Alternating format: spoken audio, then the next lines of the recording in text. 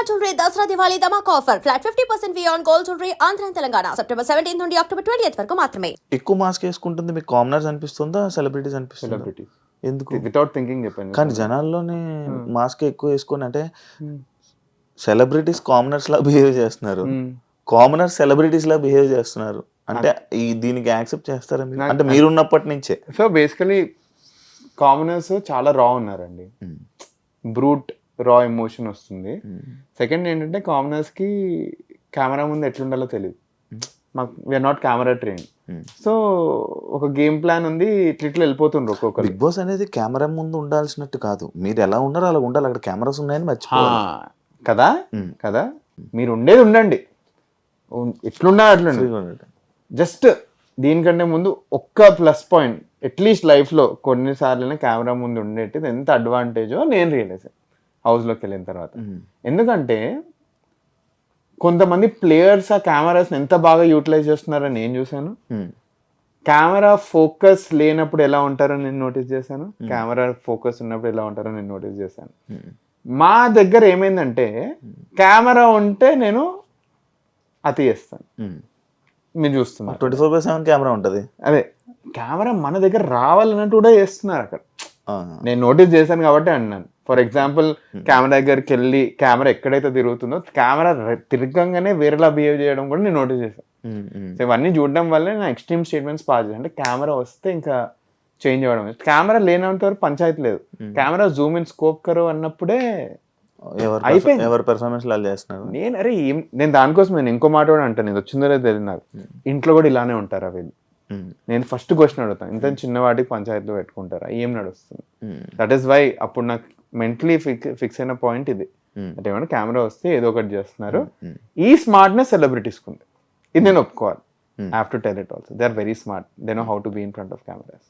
అంటే వాళ్ళకి బిహేవ్ చేయడం నేర్చుకున్నారా లేకపోతే అక్కడ బిహేవ్ చేయాలి? లేదు లేదు లేదు లేదు లేదు అంటే లైక్ కొంతమంది లైక్ మెజారిటీ ఆఫ్ దెమ్ చెప్తాను, మెజారిటీ ఆఫ్ దెమ్ నార్మల్గానే ఉంటున్నారు. ఇప్పుడు ఫర్ ఎగ్జాంపుల్ నేను హీట్ ఆఫ్ ద మూమెంట్లో నేను తిట్టేశాను, వాళ్ళు హీట్ ఆఫ్ ద మూమెంట్లో తిట్టారు. They are at least composed. ఎప్పుడో ఒకప్పుడు వాళ్ళు చిన్నప్పుడు తిట్టేసి ఉంటారు. As a grow in career ఇవన్నీ లిమిట్ అయిపోయాయి. దానికోసమే commoners are very raw in emotions అని కనిపిస్తుంది, అండ్ కొంచెం కొంచెం ఓవర్ యాక్టింగ్ అని కూడా అనిపిస్తుంది. సో ఈ రెండు చెప్పాలి.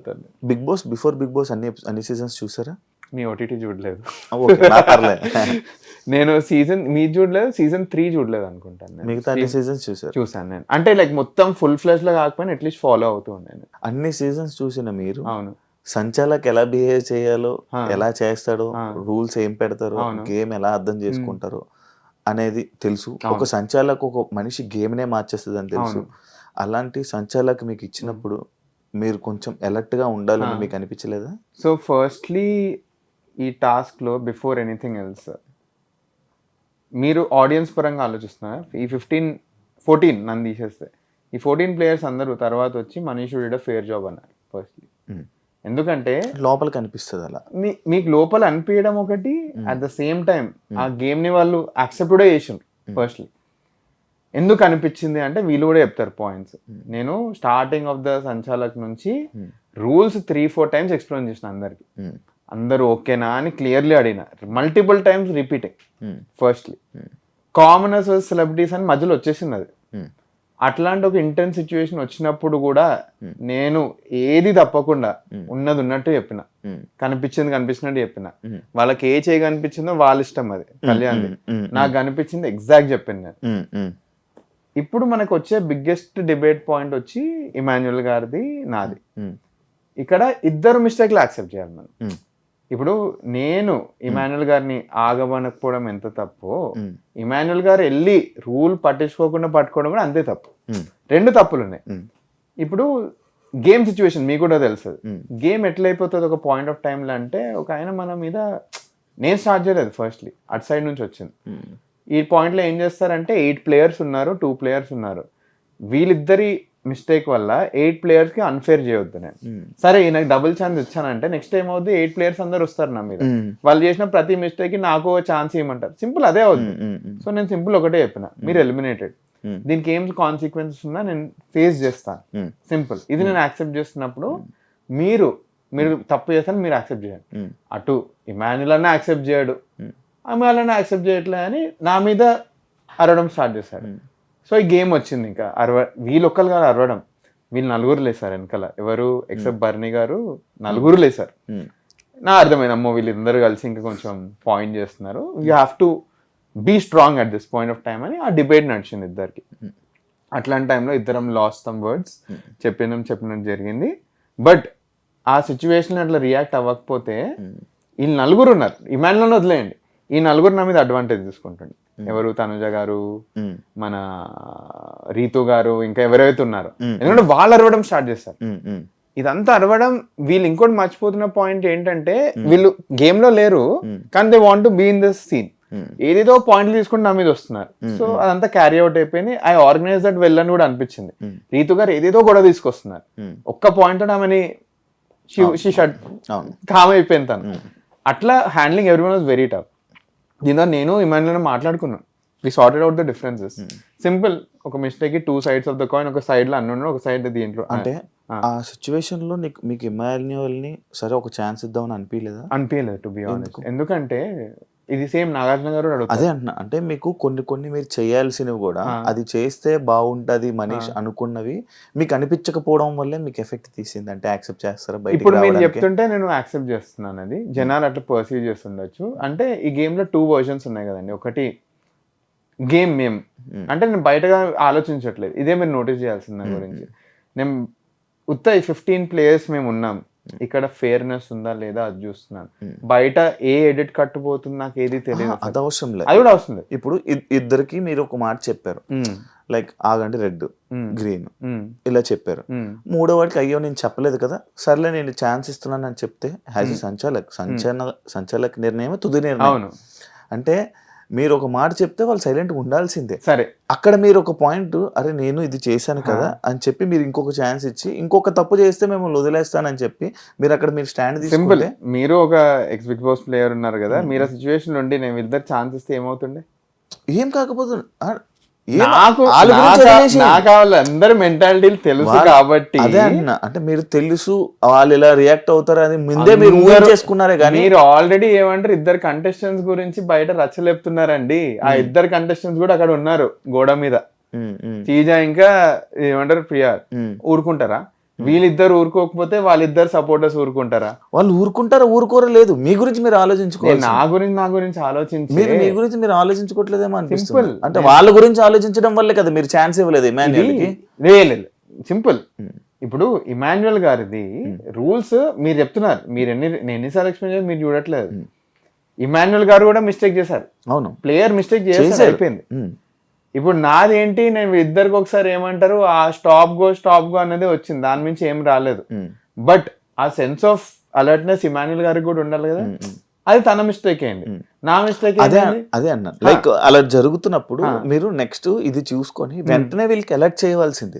లైక్ ఇగో ఇది కాదు, 2 సార్లు మీరు చెప్పారు, వెంటనే ఇమాన్యుయల్ సిచ్యువేషన్ వస్తున్నప్పుడు ఇగో నేను ప్రతిసారి ఆపాల్సి వస్తుంది, నేను ఇంకోసారి ఆపను అని చెప్పి అన్ని రూల్స్ నీట్ గా ఎక్స్ప్లెయిన్ చేస్తున్నారు కదా, అంటే నీట్ గా ఎక్స్ప్లెయిన్ చేస్తున్నారు కదా. ఇగో మీరు నేను ఆపండి అంటే ఆగుతున్నారు.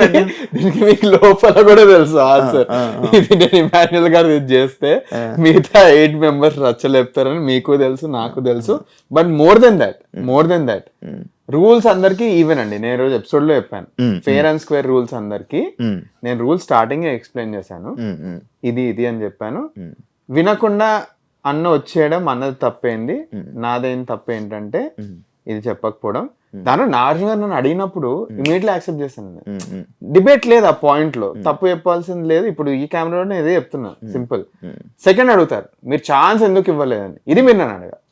ఫస్ట్ థింగ్ అది సేమ్ అదే చెప్తున్నా, గల్లీ క్రికెట్ మ్యాచ్ కాదు, మెయిన్ కి వచ్చేసినాం, జనాలు చూస్తున్నారు, ఇంత అవుతుంది, రూల్స్ ని ఎక్స్ప్లెయిన్ చేసిన కాబట్టి అందరికి ఫెయిల్ రూల్. సెకండ్, మీరు ఇదంతా అంటున్నారు కదా, అక్కడ ఆ పాయింట్ తీయడానికి రెడీగా ఉన్నారు టేబుల్ మీద. నువ్వు ఇమాన్యుయల్ కి ఛాన్స్ ఇచ్చిన, ఓన్లీ నాది బర్నీ గారు వదిలేయండి, అదే ఇప్పుడు ఆ పాయింట్ పక్కా వస్తుంది. మీ డిస్కషన్స్ అంతా వింటుంటే నాకు అదే నేను అదే అంటున్నాను. అంటే మీ డిస్కషన్ నాకు వింటుంటే ఒకటి అర్థమైంది ఏంటంటే, అదే నేను ఇందాక మీకు ఏదైతే చెప్పానో, మీరు పక్క వాళ్ళ గురించి వాళ్ళేమంటారా అని ఆలోచించారే గానీ మీకు ఏమనిపించిందా చేయలేదు. మీరు ఫస్ట్ పాయింట్ మళ్ళీ మర్చిపోయారు. నేను ఫస్ట్ పాయింట్ చెప్పింది ఫస్ట్ పాయింట్ రూల్స్ మనోడు చేసాడు అంటే వాళ్ళకి చేసే ఛాన్స్ రాలే.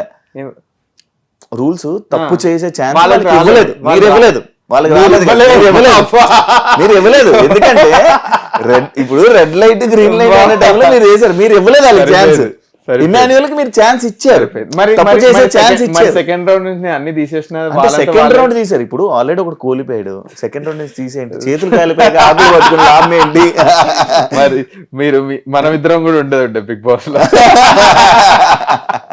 లేదు, బట్ దాని తర్వాత కూడా ఏమంటారు, మొత్తం టాస్క్ అయిపోయిన తర్వాత కదా ప్రతి ఒక్కరు ఇమ్మో అని కూడా వచ్చి నేను ఒక్కడిని నష్టపోయాను, బట్ నువ్వు ఎండింగ్ వరకు ఎట్లయితే సంచాలక్ చేసినావో చాలా బాగా చేస్తావు అంతేగాండి. మొన్న ఏమంటారు శ్రీజ గారు తీస్తారు, ఎవరు రీతు గారిని ఇది మన డెమాన్ పవన్ ని తీసేస్తే కెప్టెన్సీ లెక్క మళ్ళీ లేస్తుంది, లేచి అట్లా అంటే లాస్ట్ వీక్ కూడా ఇది ఏంది కదా ఇమాన్యుయల్ది, నాగార్జున గారే అంటారు దాంట్లో సంచాలక్ తప్పు లేదు అని నాగార్జున కూడా యాక్సెప్ట్ చేస్తారు. ఎందుకంటే సిచ్యువేషన్ మొత్తం నాగార్జున గారికి ఎక్స్ప్లెయిన్ చేస్తాం మేము.